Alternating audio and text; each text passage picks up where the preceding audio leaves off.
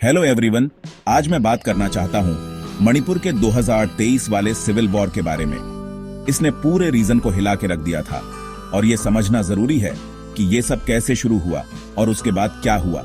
सबसे पहले थोड़ा बैकग्राउंड देख लेते हैं। मणिपुर नॉर्थ ईस्ट इंडिया का एक स्टेट है जहां 30 से ज्यादा एथनिक ग्रुप्स रहते हैं। इस कॉन्फ्लिक्ट में मेनली दो कम्युनिटीज इन्वॉल्व्ड हैं, मेइती और कुकी।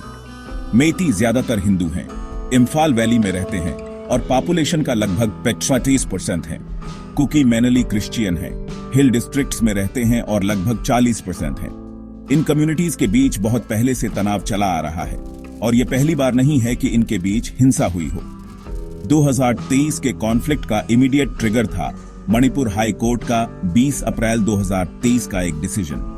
कोर्ट ने स्टेट गवर्नमेंट को सजेस्ट किया कि वो मेइती कम्युनिटी को शेड्यूल्ड ट्राइब का दर्जा देने के बारे में सोचे। इससे कुकी और बाकी हिल ट्राइब्स में डर फैल गया। उन्हें अपनी जमीन और फायदे छिन जाने का डर था। ओनल ट्राइबल स्टूडेंट यूनियन मणिपुर यानी ATSUM ने इस बदलाव के खिलाफ प्रोटेस्ट ऑर्गेनाइज किए। 3 मई 2022 को ATSUM के एक प्रोटेस्ट मार्च के बाद चीजें बिगड़ गईं। Anglo Kuki war memorial gate को जलाए जाने की खबरों के बाद कुकी और मेइती कम्युनिटीज के बीच बदले की कार्रवाई शुरू हो गई। सिर्फ 48 घंटों में 5000 लोग बेघर हो गए, 70 लोग मारे गए और 1700 से ज्यादा बिल्डिंग्स तबाह हो गई। जैसे जैसे हिंसा बढ़ी वैसे वैसे नुकसान भी बढ़ता गया। 140 से ज्यादा लोगों की जान चली गई और 55,000 से ज्यादा लोग बेघर हो गए। स्टेट गवर्नमेंट ने कर्फ्यू लगा दिया, इंटरनेट बंद कर दिया और 17,000 मिलिट्री और पैरामिलिट्री फोर्सेस को शूट एट साइट ऑर्डर्स के साथ तैनात कर दिया।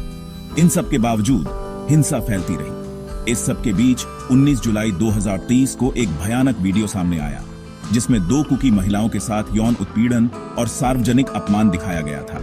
इससे बहुत गुस्सा फैला और प्राइम मिनिस्टर मोदी और सुप्रीम कोर्ट ने भी इस पर रिएक्ट किया।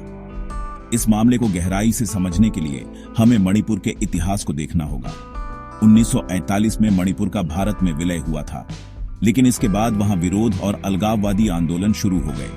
1958 के armed forces special powers act ने मिलिट्री को बहुत ज्यादा पावर दे दिए, जिससे तनाव और बियर आच गया। जमीन के मालिकाना हिक्यू पर पाबंदियां, हिल डिस्ट्रिक्ट्स में ड्रग्स के खिलाफ जंग और 2021 के तख्तापलट के बाद म्यांमार से आए रिफ्यूजीज, इन सब ने इस असुरक्षा को बढ़ाया है। इंटरनेशनल लेवल पर म्यांमार से लगती सीमा और इस रीजन में चाइना के बढ़ते प्रभाव को देखते हुए मणिपुर इंडिया की एक्ट ईस्ट पॉलिसी के लिए बहुत जरूरी है। इंटरनेशनल ऑर्गेनाइजेशंस और देशों ने इस बारे में चिंता जताई है और यूरोपियन पार्लियामेंट ने तो इस मुद्दे पर एक रेजोल्यूशन भी पास किया जिसकी इंडिया ने आलोचना की। आज भी कुकी प्रभावित इलाकों में बिजली और पानी की सप्लाई बाधित है और नागा कम्युनिटी ने और हिंसा रोकने के लिए वॉलंटियर्स तैनात किए हैं। इन मुश्किलों के बावजूद शांति और प्रार्थना सभाएं हो रही हैं और महिला समूह शांति स्थापित करने में अहम भूमिका निभा रहे हैं।